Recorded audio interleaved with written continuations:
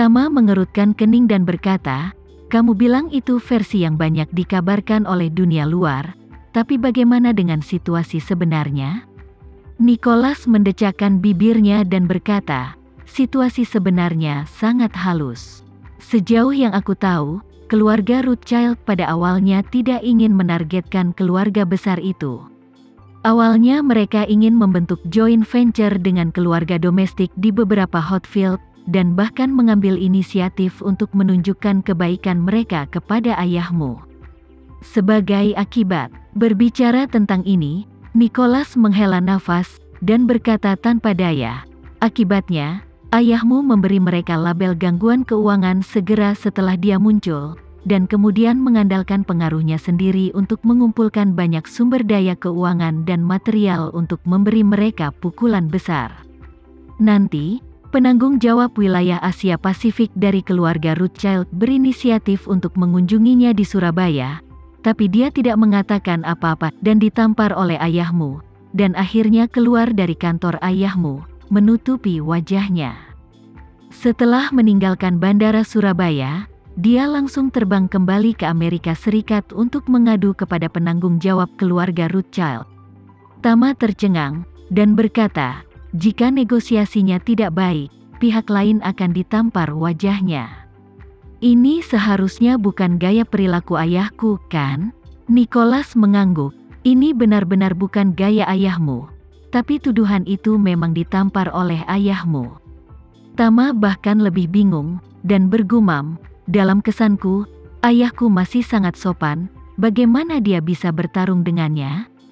Semua orang juga bingung, dan Nicholas mendecakkan bibirnya dan berkata, saat itu, dari kepala keluarga Rothschild, semua panggilan pengaduan datang kepadaku, dan aku tidak tahu mengapa ayahmu melakukan ini. Duncan bertanya dengan rasa ingin tahu saat ini, Paman, Anda mengatakan bahwa Cahya Renza menamparkan kepala wilayah Asia Pasifik keluarga Rothschild. Tahun berapa itu? Nicholas berpikir sejenak, dan berkata, pasti beberapa bulan sebelum kecelakaan mereka, dan Cahya Renza diusir dari rumah oleh keluarga Renza karena kejadian ini. Duncan tiba-tiba berkata, apakah dia sengaja melakukan ini untuk mengganggu keluarga Rothschild, sengaja menciptakan peluang untuk dirinya sendiri, dan membiarkan dirinya ditendang oleh keluarga Renza? Saya pikir dia mungkin telah merasakan bahaya pada saat itu, dan sengaja menggunakan metode ini untuk menarik garis dengan keluarga Renza. Kata-kata Duncan membuat semua orang tiba-tiba tercerahkan. Setelah menetap bersama keluarga selama bertahun-tahun, mereka tidak pernah tahu mengapa Cahya Renza, yang sangat terpelajar dan sopan, bentrok dengan keluarga Rothschild saat itu. Bahkan Tama tidak tahu mengapa ayahnya menjadi musuh keluarga Rothschild. Untuk waktu yang lama, dia bahkan mengira bahwa pelaku yang membunuh orang tuanya adalah keluarga super kaya ini.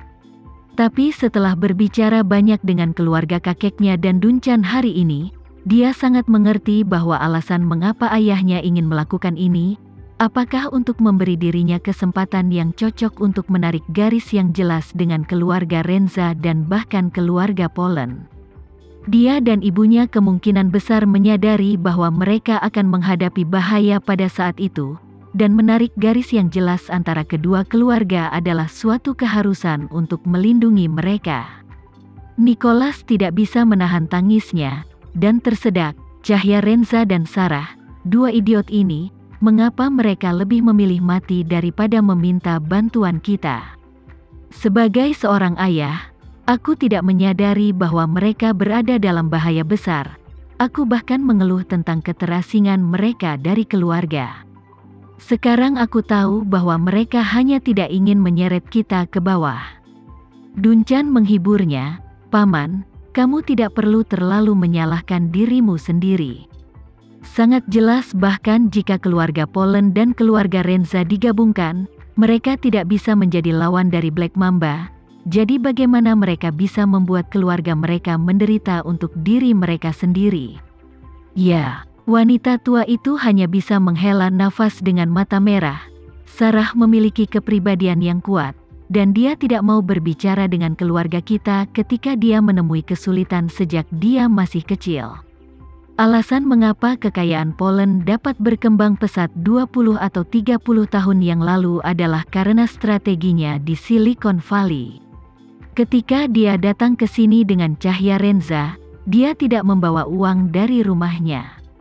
Perkataan wanita tua itu membuat sebuah keluarga terasa semakin berat. Anggota keluarga Poland selalu berpikiran sama. Bagi mereka, keluarga jauh lebih penting daripada uang. Oleh karena itu, meskipun Sarah telah meninggal selama lebih dari 20 tahun, mereka masih tidak bisa melepaskan fakta ini.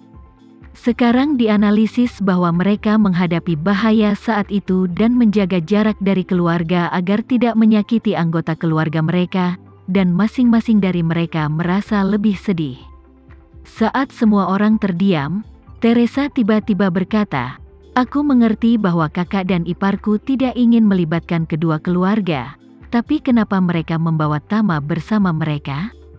Semua orang terkejut dengan kata-katanya, dan mereka segera menyadari bahwa Teresa benar. Karena pasangan itu bahkan tidak ingin terlibat dengan keluarga mereka sendiri saat itu, mengapa mereka membawa putra satu-satunya bersama mereka? Mereka mungkin telah memutuskan untuk mati saat itu. Tapi karena mereka tahu mereka akan mati, mereka seharusnya tidak membawa Tama, yang baru berusia 8 tahun, bersama mereka. Menurut kodrat manusia, pada masa itu, masuk akal untuk melakukan segala kemungkinan untuk mengirim anak ke tempat yang lebih jauh dan lebih aman. Tapi setelah pasangan itu berselisih dengan keluarga Renza, mereka membawa Tama ke Jakarta. Memikirkannya dengan hati-hati, ini memang agak sulit dipercaya dan tidak bisa dipahami.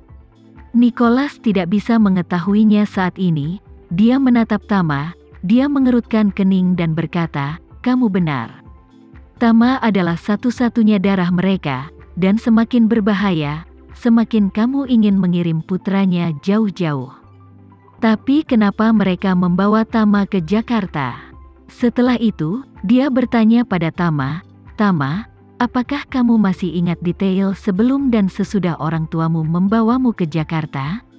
Tama berpikir sejenak, dan berkata, "Aku tidak dapat mengingat terlalu banyak detail, tetapi sekarang aku memikirkannya, aku tidak memikirkan sesuatu yang aneh." Kemudian, Tama berkata, "Aku selalu merasa bahwa orang tuaku pergi ke Jakarta saat itu karena mereka berselisih dengan kakekku dan seluruh keluarga Renza, dan mereka tidak punya pilihan selain pergi ke Jakarta untuk menetap. Jadi dari apa yang selalu ku ketahui, aku pikir kakekku dan keluarga Renza yang mengusir orang tuaku dari rumah. Itu menyebabkan pembunuhan berikutnya. Mereka adalah pembunuh yang secara tidak langsung membunuh orang tuaku. Jadi untuk waktu yang lama, aku sangat membenci keluarga kakekku." Duncan berkata saat ini, "Paman, Bibi, Sarah, dan Cahya Renza pasti sudah mempersiapkan Tama sebelumnya dan menyiapkan jalan baginya untuk mundur. Kalau tidak, Tama tidak akan mengalami kecelakaan dengan mereka." Pada hari yang sama, dia dipindahkan dengan aman oleh bawahan Cahya Renza, dan Cahya Renza mengatur agar Tama dikirim ke panti asuhan, dan mengganti semua orang di panti asuhan dengan bawahannya sendiri terlebih dahulu. Bagi Tama, ini cukup untuk membuktikan bahwa dia sudah merencanakan segalanya. Setelah berbicara, Duncan berkata dengan serius, "Jadi, kembali ke pertanyaan yang Anda sebutkan tadi, kurasa Sarah dan Cahya Renza membawa Tama ke Jakarta. Tidak hanya mereka memiliki pengaturan sendiri, tetapi mereka juga memiliki rahasia mereka sendiri yang tidak diketahui." Nicholas bergumam, "Aku masih tidak bisa mengetahuinya. Bahkan jika dia telah mengatur segalanya, apa tujuan melakukannya? Sebagus apapun pengaturannya, ada risiko kesalahan, dan di hadapan lawan yang begitu kuat, sekali kesalahan dibuat, ini akan menjadi masalah hidup dan mati. Jika kamu berpikir tentang tindakan perbaikan, sama sekali tidak ada peluang. Terlebih lagi, objek risiko ini bukanlah orang lain, melainkan darah dan dagingnya sendiri. Menurut pemikiran orang normal, jika suatu peristiwa dapat menyebabkan kematian, tidak ada yang mau membiarkan anak-anak mereka mengambil risiko semacam ini, tapi dia dan Sarah ingin mengajak Tama.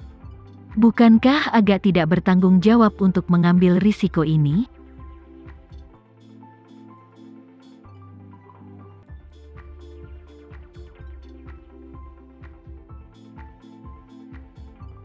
Sekian dulu ya video kali ini, kita lanjutkan lagi videonya di lain waktu.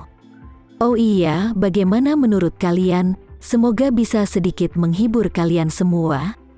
Untuk teman-teman yang baru nonton, jangan lupa subscribe ya, hehehe. Dan kalau teman-teman ada yang ingin gabung langganan, bisa langsung gabung saja untuk dapat fitur yang menarik dan sedikit membantu Mimin. Terima kasih banyak sudah menonton, sampai jumpa lagi, bye bye bye.